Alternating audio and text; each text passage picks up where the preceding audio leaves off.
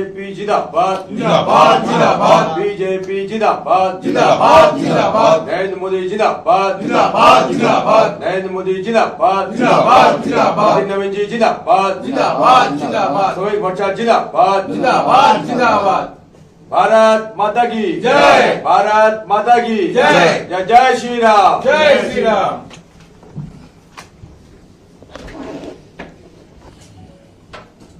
Any question?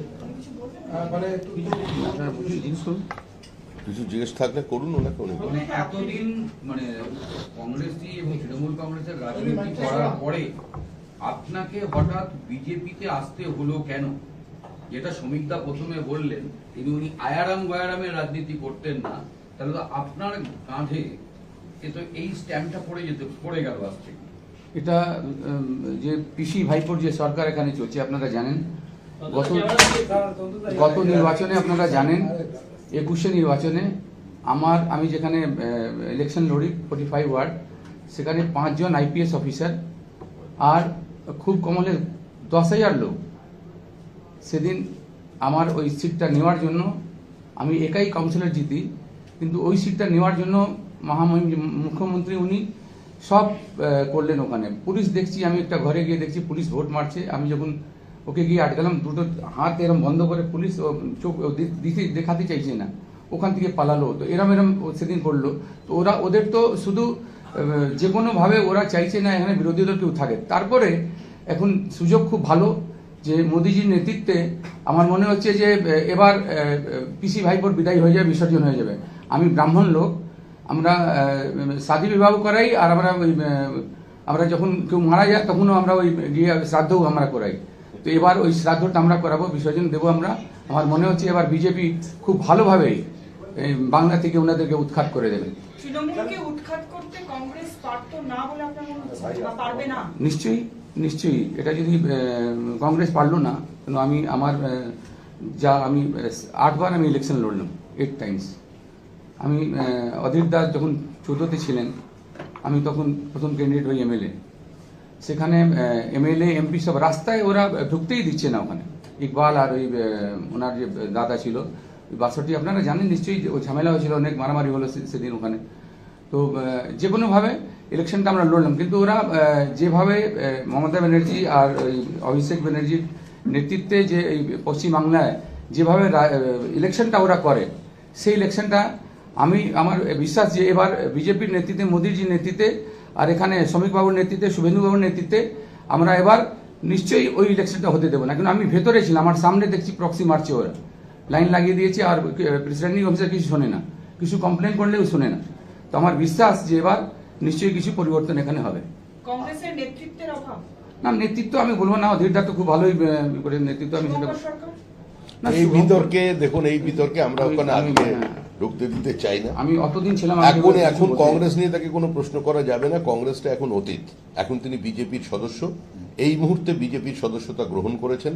Congress নিয়ে যা বলার, কংগ্রেসের বর্তমান অবস্থা নিয়ে যা বলার, সেটা বিজেপির মুখপাত্ররা বলবেন। ওকে আর এই প্রশ্নটা করবেন না, এটাই আমি আগ্রহ করবো। এটা রাজনৈতিক শিষ্টাচার বিরোধী। আপনি বললেন যে এটা তো পার্টি করবে না, আমি তো জানি না পার্টি যে কি করবে সেটা। আমি না, একবারে নির্বাচনের দোরগোড়ায় আমি জয়েন করছি এই সময়টা। এটা আমরা উত্তর দেবো। নির্বাচনের কখন আমরা কাকে জয়েন করাবো, কাকে করাবো না, সেটা সম্পূর্ণ পার্টির সিদ্ধান্ত। আমরা ওনার সঙ্গে যোগাযোগ করেছি, উনিও আমাদের সঙ্গে কথা বলেছেন। দীর্ঘ আলোচনার পরে ওনার মনে হয়েছে যে এই মুহূর্তে একমাত্র বিজেপিই পারে পশ্চিমবঙ্গ থেকে তৃণমূল কংগ্রেসকে উৎখাত করতে। এবং এই বাইনারিটা 2019 সালে পশ্চিমবঙ্গের মানুষই তৈরি করে দিয়েছেন, এটা আমাদের তৈরি করা নয়। একবার এই বাইনারি ভেঙেছিল একটি উপনির্বাচনে, কংগ্রেস এবং সিপিআইএম যৌথভাবে একজন প্রার্থীকে জিতিয়েছিলেন। কিন্তু সেই নবজাত শিশু হঠাৎ দুজনের অজান্তে তিনি হামাগুড়ি দিয়ে উল্টো দিকের বাড়িতে ঢুকে পড়েছিলেন। সুতরাং পশ্চিমবঙ্গের মানুষ এই মুহূর্তে জানেন কংগ্রেসকে জেতালেও সে আবার হয়তো নীল সমুদ্রে স্নান করে নেবে। সেজন্য সরাসরি ভোট হচ্ছে। আর এই ভোট তৃণমূল বনাম জনতার ভোট।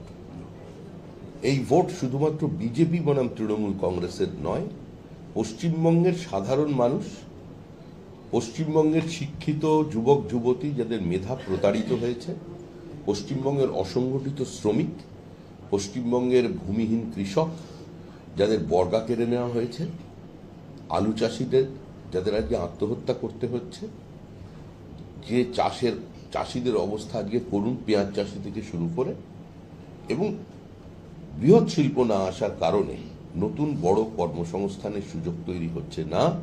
আজকে তাদের সঙ্গে তৃণমূল কংগ্রেসের লড়াই।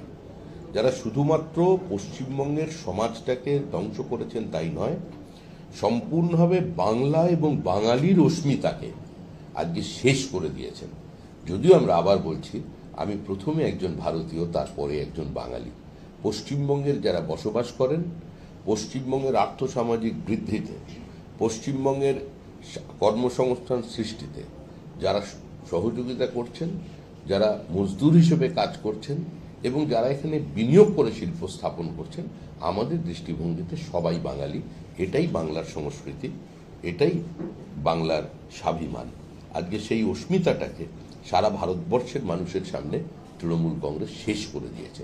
আজকে শুধু পশ্চিমবঙ্গ নয়, পশ্চিমবঙ্গের বাইরে যেখানে যত বাঙালি আছে, এন্টায়ার বেঙ্গলি ডায়াসপোরা, সারা পৃথিবী জুড়ে যত বাংলার মানুষ আছেন, সে বাংলা ভাষায় কথা বলুন আর হিন্দিতে কথা বলুন, যার শিকড়টা বাংলার মাটিতে আছে, তারা আজকে সবাই চাইছেন এই মুহূর্তে এই সরকারটা চলে যাক। আজকে এই পর্যন্তই, আজকে বেশি প্রশ্ন নেই। ধন্যবাদ।